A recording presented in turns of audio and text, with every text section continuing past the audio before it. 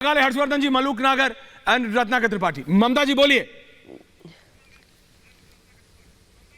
जी धन्यवाद ऐश्वर्या जी। सबसे पहले बहुत ही दुख और चिंता की बात है जो हमने कल 13 दिसंबर को संसद में देखा है, और उससे ज्यादा जो दुख की बात है वो है हमारे ऑपोजिशन का जो व्यवहार है, उनका जो आचरण है। वो पहले मैं ये बोलना चाहती हूं कि ये व्यक्ति जिसको अभी मास्टरमाइंड बोला जा रहा है, जो फरार है झा, वो मास्टरमाइंड इन 4-5 लोगों के लिए जो गिरफ्तार हो गए हैं, 5-6 लोगों के लिए। लेकिन इस मास्टरमाइंड का मास्टरमाइंड कौन है वो खोजना नितांत आवश्यक है, और उससे पूछना नितांत आवश्यक है कि भैया ये बताओ तुम्हारे इंटेंशंस क्या थे। And as you correctly said कि ये किसी आतंकी हमले से कम नहीं है। ये इंडोक्ट्रिनेटेड रेडिकलाइज्ड जो यूथ है ना, उससे ये जानना चाहिए कि तुम बोल रहे हो, बाकी लोग जो ये बातें कर रहे हैं, अधीर रंजन चौधरी जी बोल रहे हैं ये बेरोजगार हैं इसलिए इन्होंने ऐसा किया। मैं इन लोगों को ये बोलना चाहती हूं कि आप लोगों को सीरियसली चिंतन करना चाहिए और ये सोचना चाहिए कि आप नेता हैं, आप एमपी हैं, और आप इतनी गैर जिम्मेदाराना बात कर रहे हैं। आप सारे देश के बेरोजगार जो लोग हैं उनको ये बोल रहे हो कि जाकर के संसद पर हमला कर दो, और बेरोजगार और गरीब होने का मतलब यह होता है कि आतंकवादी बन जाओ, आप आतंकवाद का सहारा ले लो। और यह क्या तरीका होता है बात करने का। और इनका दर्द मुझे दिखाई दे रहा था। इनका दर्द क्या था? वो दर्द यह था कि भाई नई संसद में ऐसा हो गया। पहले इन्होंने ये बोला, सिंगोल की बात करी अधीर रंजन चौधरी जी ने, मतलब नई संसद में हम चले गए, पुरानी संसद छोड़ दी, वो टीस अभी तक निकली नहीं, इसलिए ऐसी घटिया बयानबाजी कर रहे हैं इस आतंकी हमले के ऊपर। उसके बाद पूजनीय सिंगोल जिसको स्थापित करा, जिसको ये नेहरू जी की वॉकिंग स्टिक बताते थे, उसके ऊपर ये बात कर रहे हैं। ये बहुत शर्मनाक है। और एक चीज और बोल देना चाहती हूँ, आज इन लोगों को ना अच्छा नहीं लग रहा है कि ये देश शांति से चल रहा है, ये देश विकास के पथ पर अग्रसर है। सबसे ज्यादा लोकप्रिय प्रधानमंत्री जी इस देश को करप्शन फ्री बनाने की राह पर है। तो ये क्या कर रहे हैं इस लेवल नहीं,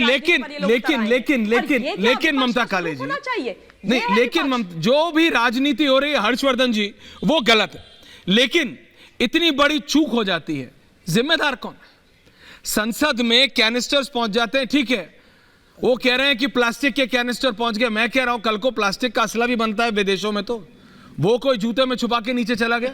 हम देखते हैं रोज कस्टम का एयरपोर्ट से वीडियो, वो ट्वीट डालते हैं आजकल, मतलब जो अटैची होती है उसके पहिए को खोल के अंदर प्लास्टिक में नोट छुपा के वो हम पकड़ लेते हैं।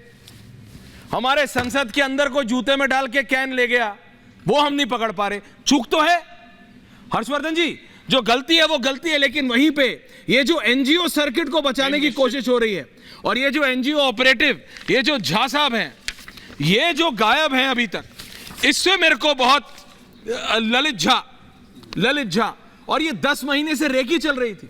हर्षवर्धन जी, पंकज जी आपका ऑडियो ठीक हो गया, आ रहा हूं। हर्षवर्धन जी।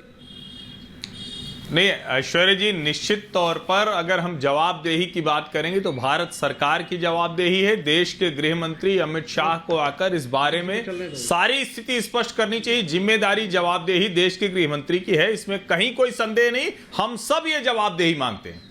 लेकिन जिस तरह से ये वेल कोऑर्डिनेटेड एफर्ट है, ये किसी एक बेरोजगार का गुस्सा होता तो हम लोग आज यहां दूसरी बहस कर रहे होते। लेकिन ये बाकायदा तय करके महीनों से इसको साजिश रची गई, और उसके बाद ये एक तरीका अपनाया गया कि 13 दिसंबर के दिन हम लोग ये करेंगे।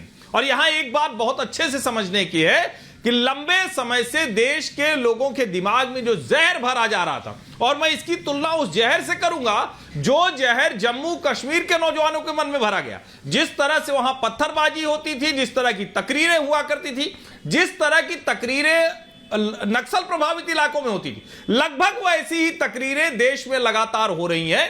और यहां अगर आप ध्यान से देखें तो क्या 42 वर्ष की उम्र तक कोई किसी की बेरोजगारी है? मैं तो कह रहा हूं देश के नौजवानों को जरा यह भी सुनना चाहिए।